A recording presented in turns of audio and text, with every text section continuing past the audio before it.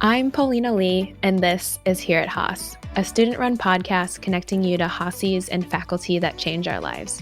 This week on Here Haas, we are joined by Blair Evans, CPA, co-president of Women in Leadership, and a full-timer in the class of 2021. Welcome to the show, Blair. Thanks for having me. I've listened to a lot of your episodes, so I'm really honored to be a guest tonight. Well, I'd love for you to just tell us a little bit about your background, where you're from, and how you got to Haas. I'm originally from Salinas, California, which is kind of near Monterey, Central Coast. I went down to school at UC Santa Barbara, and there I studied econ and accounting, and I was also a TA my junior and senior year for the accounting department. And I think one of the most memorable experiences from college was I played on the women's lacrosse team. And that team aspect and that camaraderie was a pretty powerful experience for me. After graduating, I moved up to San Francisco and I started working at PwC in their audit sector, specifically in real estate. And that was a great job out of college. It was such a great experience to work with people from all over the world, very cross-functional. And yeah, I really enjoyed my time there. But after a few years there, I sought this opportunity at Gap, the retail company, for their global real estate strategy and data analytics team. And it was just a wonderful opportunity to think more critically. And I know that role is kind of a mouthful, but basically trying to strategically place our stores right in the customer's path. And obviously this was before COVID, but omni-channel shopping was the buzzword around there. So it was really a creative role. And so I was in real estate strategy, but I was also really curious of more traditional roles within real estate, and then also traditional roles within strategy. So I thought the best way to explore different career paths was to go to business school and go to one of the top real estate programs, which is at Berkeley Haas. Now I'm in my second year as a full-time MBA, and proud to say that I'm one of the co-presidents of the Women in Leadership Club at Haas. That's great. You have had a lot of passion and interest around real estate. Where does that come from? My parents are in real estate. So I grew up where coming home from a soccer game, we stop at one of my dad's properties to walk around it. So that I definitely grew up around, but it was kind of serendipitous that I was placed on the real estate group at PwC and ended up really just enjoying working with all of the clients that fell under the real estate umbrella. So you kind of hear some horror stories working for the Big Four, but my travel was to some hospitality clients. So I got to go to these resorts in Maui and in Arizona. So I really couldn't complain. I think real estate is just a fun career path for me because it combines a lot of different skills. It's very analytical, which, as a CPA, that's kind of checks my box, but also very creative. And you have to use a lot of different skills to be able to work with different players in the space. If you're negotiating with the city, if you're working with the developer, you're constantly working with teams that have different objectives. And then lastly, it's very transformative in nature. I think, especially living in California, and I'm sure you can relate of some of your friends moving to different states given the affordable housing options. So it's really interesting to see how it's a career that really touches a lot of areas in our lives. For sure. And while you were at Gap, what was the biggest project you work on or your biggest learning that you had there? Yeah, I would say biggest projects I worked on was a pilot program where we basically considered, would it be advantageous to put a Gap right next to a grocery store in a strip center? And that even though maybe the margins would be lower, the rent would be much lower and we could have more of those stores than just that one store in the mall. So yeah, we started that pilot program and I've been keeping tabs on it even though I've left, but that's kind of my baby. It's kind of fun working on projects where you're also like the end consumer because you get to think about, well, how does this apply to me? And how does this apply to my friends and the way that we shop and the way that we think about different products? And so, you were at Gap and you had this realization you wanted to do something further. Tell me a little bit more about how you decided you wanted to get an MBA, what other schools you looked at, and what the process was for you. I think getting an MBA was something that was furthering my career, but also giving me time to explore different options and work on some technical skills to further go into a real estate career, but also work on some of the soft skills. And I was really excited by that. And I guess I did apply to other schools, but what really drew me to Berkeley Haas was not only the real estate program, but the people and just that gut feeling where I knew that I was going to be challenged, but I was also going to be supported. And there's collaboration. And I think that combination is just an environment that I thrive in and I learn the best. So that's what I really was attracted to. Is there anything since starting your MBA that's really surprised you about coming to Haas? I'll admit, going in to business school, I mean, I think everyone kind of feels this a little bit of imposter syndrome, like, how did I just fool the admissions? But just reminding yourself, it's like, no, they see your strength and they see your potential and they believe in you, so you should believe in yourself, that you have all this value to bring to the table. I was born and raised in California. I went to school in California. I studied abroad and I've traveled a good amount, but I think that was one thing I was a little nervous about, that all of these students were coming from all over the world and they're so cultured. And this was even before school started. I met a girl originally from China, grew up a little bit in Australia, moved to LA out of college. And I was kind of telling her this and she was like, what? I kind of struggle because my identity is not really tied to one place. And so it was the one thing that I was a little bit nervous about, was something that someone else thought of a strength or she kind of envied. So I was just humbled and just blown away by the warmth of the other students and just how everyone has something to bring. That's so true. I think the admissions team does a great job of bringing in people from different backgrounds, different experiences, different places. Totally right there with you. Like, you show up on campus and you're like, did they do this by accident? Do they know? Yeah. Do they mix up my application? But then you get in and it just feels like another family, another big family to join a part of, and the people are amazing. So you chose Haas partly because of your interest in the real estate program. And I think, myself included, many people think of Haas, they think of tech, they think of finance and consulting, but Haas is actually known for their strong faculty and network in real estate. So what have you done during your time in school so far to really leverage that side of Haas? Oh man, what haven't I done? Oh my, sometimes I think I've overcommitted, but I have really taken advantage of all Haas's real estate resources. I mean, first and foremost, the classes, the real estate curriculum, really amazing faculty, and they bring in a lot of the guest speakers during the class.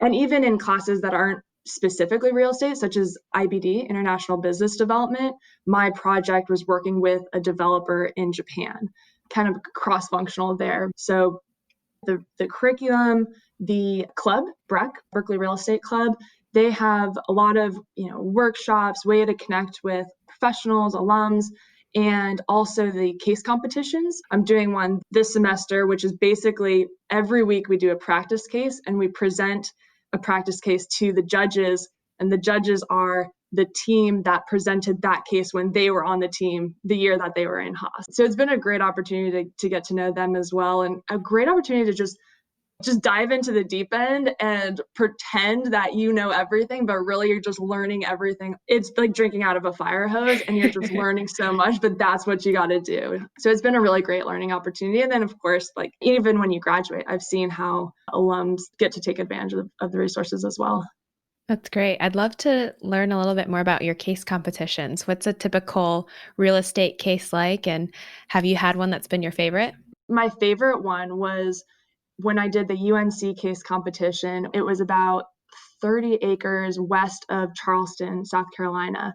And basically, they gave you kind of free reign to build a master development plan, but you have to figure out the finances. Yeah, it was an opportunity zone. It was a certain percentage affordable housing, and you need to include several amenities. So it was just very creative and it was really fascinating. We actually flew out to UNC to see all the different schools. It was about 16 schools competing, and just see all the different presentations and see where they went with this prompt. And it's also just a great way to meet a lot of different people in different programs as well. That's so interesting because I would say my knowledge of real estate is basically residential. That's my exposure. Yeah, And so it's so interesting to hear you talk about it from a strategy standpoint, from a corporation standpoint, and really see it come to life. Because I think when you talk about it and you explain it, I'm like, yeah, you do need a lot of creativity, but also linked into data and finance and all these other yeah, things, public policy, et cetera. So it's so interesting. yeah. I will say one thing though is I think I've painted a really great picture, but recruiting in real estate there's no structure to it. It's just all networking and relationship based. So that is the one thing that I'm learning, that you got to be passionate about the field, or else it's a little tough to navigate the recruiting process. Versus like consulting and Yeah, investment banking, it's like these are the things, the punch lists you have to go through. exactly. And you're also working towards interdisciplinary real estate certificate. Can you tell me a Mhm. little bit more about that and what that entails? Yeah, that's a program where their mission is to open it up, the different real estate programs within the school. So there's a city planning program, there's MRAD, Masters in Real Estate Development and Design, and there's architecture school, there's the law school. So really there's a lot of interdisciplinary courses that are available. So that's basically just taking all the real estate classes at Haas, and then also filling a requirement to take courses in other programs. Got it. Have you started taking classes in the other programs yet? Yeah, I'm taking housing policy right now, which Oh, is really interesting. And then I'm also organizing the Breck Real Estate Speaker Series, which is open to the other programs as well. that's great. So you mentioned it earlier, but you've done a couple internships. Would love for you to share about your first internship with Bridge Partners and tell me about that experience and what it was like. So I did that internship during the school year, and I'll admit it was cut short because of COVID. So I only had the opportunity to do it in person a couple times, but that was on their acquisitions teams, basically looking at different portfolios. Their bread and butter is kind of the multifamily, Class B, kind of in the secondary, tertiary markets, and basically performing some due diligence and underwriting for them. But unfortunately, COVID cut it short. So it was a short but sweet internship, but actually made wonderful connections. So one of the managers I was working for is actually going to be in the speaker series that I'm hosting. And then you did a summer internship with Starwood Capital. So, how have you taken advantage of that during a pandemic and what have you learned from that? Yeah, that was such a great internship. I was able to work with a few alums that were so inspiring, and I'm so fortunate to work with them. My main project when I first came on was a hotel in Sunnyvale. It's the Sheraton Hotel right near the Google campus. And Starwood was originally going to do a One Hotel, which is their luxury brand. And costs were rising. COVID happened. And right when I started, they were rebranding to Treehouse Hotel. And so my job was basically trying to get the city on board, calculating how much they would expect in taxes, working with the architect, hiring interior designers, performed a demand analysis. So with Google going remote for however long, like what's the demand going to look like? Who is our ideal customer? And how can we set up the hotel for success, even just in the development phase? So mostly worked on that asset, but also got to work on some things that I did not even expect. I was on my second day in a meeting with the CEO, Barry Sternlicht, and just obviously he's very bright on the finance side, but even down to the design, he was saying, oh, this is a orange birds of paradise. You're thinking of a white birds of paradise. And I'm looking up on my computer. I'm like, he's right. Just seeing his passion emulate all the way down to me as an intern was just amazing to see. That sounds like a really cool internship. So let's dig into Will a little bit, which is women in Yeah. leadership. What made you want to get involved in a leadership position? Well, maybe to give a little context on what Will is. Yeah.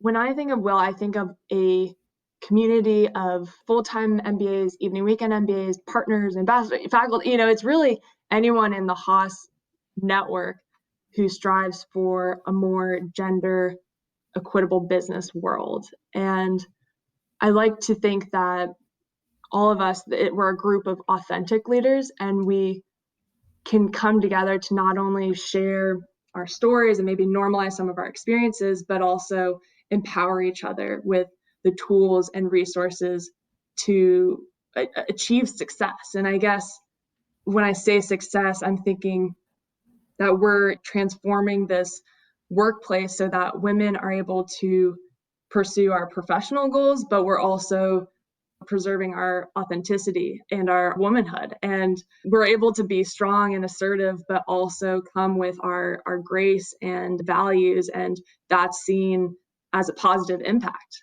to the company and to others. So why I've been drawn to Will and why I wanted to pursue a leadership role is that has been a powerful resource for me throughout my whole life. On a personal note, I think I've kind of learned the power of a community at a young age. When I was younger, my mom actually passed away from cancer. Mm. And I was probably, I might have been like too young to really understand what it meant to go through a loss. But I definitely understood that my life was going to be fundamentally different after that. And now my dad, who's going through his own grief and raising two girls. So we were very fortunate to be surrounded by such a supportive community of friends and family. And so I think we were so lucky. I think of that experience and think of just the support that was around me. And that support has been there throughout my whole life, whether there's been times that maybe I was in a new environment that I didn't know how to navigate, or I was going through a tough relationship, or even just in work where there was a conflict between maybe my personal life and work. And I really leaned on that support and advice of others to help me navigate and to provide a new perspective. And so I've definitely personally been impacted and benefited from the advice and support of others. And I want to also be that support system to girls that are around me, to whoever I can make an impact on. And so that's really what led me to the leadership position of Will.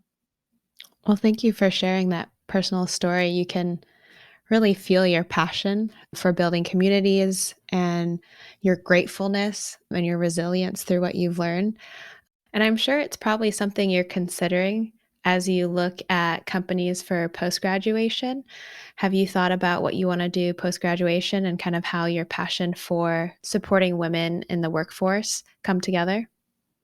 I don't think it's a secret that real estate is predominantly male. And there's been many women from Haas that I've been able to look up to, and they've been my mentors, and I've asked them how they've navigated certain situations and how do they show up to the workplace being themselves, and in interviews, people are always like, oh, just be yourself. And it's like, okay, cool. But like, what part of myself do you want, So it's just, Right. I want to be, when I'm working, I want to actually be myself, and that be okay. And that be perceived by men and women that I am strong and I can be assertive, I can get shit done, but I can also show up with grace and empathy, and that can be a strength as well.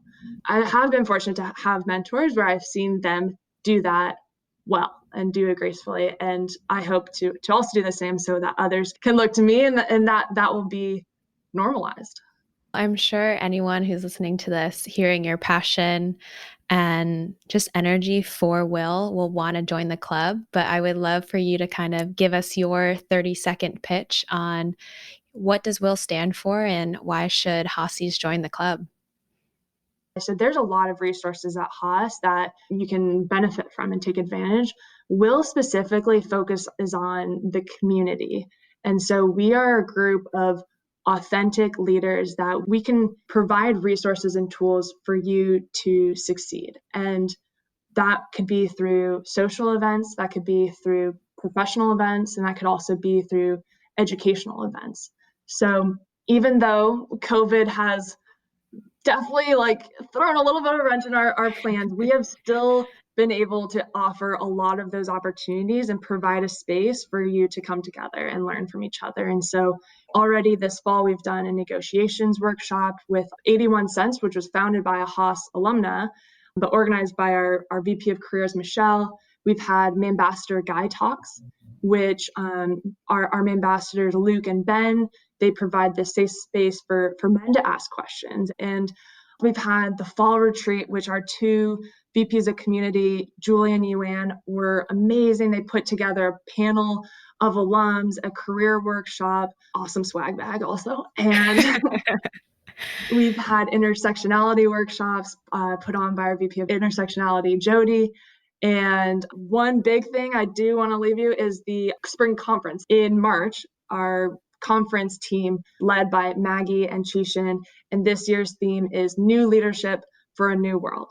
So I think it's very applicable. I think you're going to get a lot of benefit out of it. So my plug for Will is if anything I said resonates with you, please reach out to us. Even if you think you don't have enough time, because nobody has enough time, I think that you should make time for us. That's awesome. That's very exciting. You're involved in BREC. I would love for you to talk about your involvement in that club and what that club is focused on. I'm doing, BREC, Berkeley Real Estate Club. I'm the VP of Academics. And so I've organized the Real Estate Speaker Series, which I will not take credit for because I actually had each VP focus on one session. So I'm doing the first session of how to start your career in real estate or how to get your foot in the door. But another section, we're focusing on diversity in real estate. We're focusing on ESG and affordable housing. We're focusing on land use attorneys and city planning. So each session has a different topic. Despite COVID, I think this has actually been a silver lining because we have been able to connect with speakers from all over the world, and we've been able to increase our registration. So I'm really excited for that. And through BREC, we also have workshops and case competitions that we facilitate. So especially in this industry, a great way to build those relationships. That's great. That's very exciting. And another leadership role you have is you're the co-pres of Haas Soccer Club. So not only were you a standout lacrosse athlete at UCSB, but you also play soccer. So tell us a little bit about the Haas Soccer Club and why you got involved in a leadership position there. Yeah, Haas Soccer Club is awesome. I have so much fun. And I think it's just been a great way to kind of break down some barriers. You know, when you go to business school and it's always like, oh, okay, where are you coming from? What did you do before this? When you're playing soccer, it's like your true colors show. Very all true. you're thinking about is chasing the ball. If you're a leader, it really shows. And it's just been a wonderful opportunity to get to know people outside my cohort. It brings people from all over the world to play the beautiful games. So it's been fun. Now it's been a little more FIFA focused, which is not my forte, but we're still trying to play in a safe way, even if that's just passing. It's been a fun way to get to know some of the first years. Well, I wanted to transition to a little lightning round that we like to do at the end of some of our interviews. We've had a lot of bingeable content over the past year. What has been your favorite show to watch? Oh, okay. I like The Bachelorette. I know that might be controversial, but it's just a guilty pleasure for sure. No, that's great. Yeah. Love it. Any books or podcasts that you've been digging into lately? I read Educated, and honestly, I can't stop thinking about it. So that's kind of my gauge of if it's a good book or not, is if it sticks with me. And I thought it was such a page turner and written really well. And yeah, I just can't stop thinking about it. Podcast. Well, the Mindfulness Club just hosted not quite a book club, it's like a podcast club. And so we listened to a podcast of Tim Ferriss, and it was basically about conscious leadership. Perfect. Any new hobbies that you've kept up with since the start of the pandemic? So I led a Will Body by Blair. It's basically a cardio HIIT class, and it's all virtual, but I did that every Friday from the start of quarantine to the end of August. And Then all of our schedules started changing, so I stopped. But now this weekend, I'm going to teach some friends how to surf. So I'm really excited to kind of get back into teaching others and kind of leading this exercise.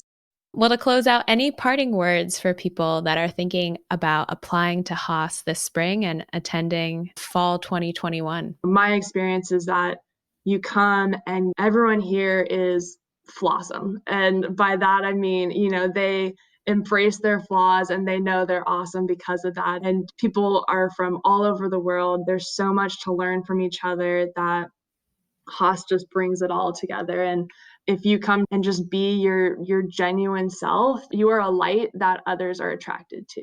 So I really encourage you to bring that to campus. Well, hopefully it's on campus, but I encourage you to bring it to Berkeley Haas. Yeah, that's very well said. And thank you so much, Blair, for joining us today.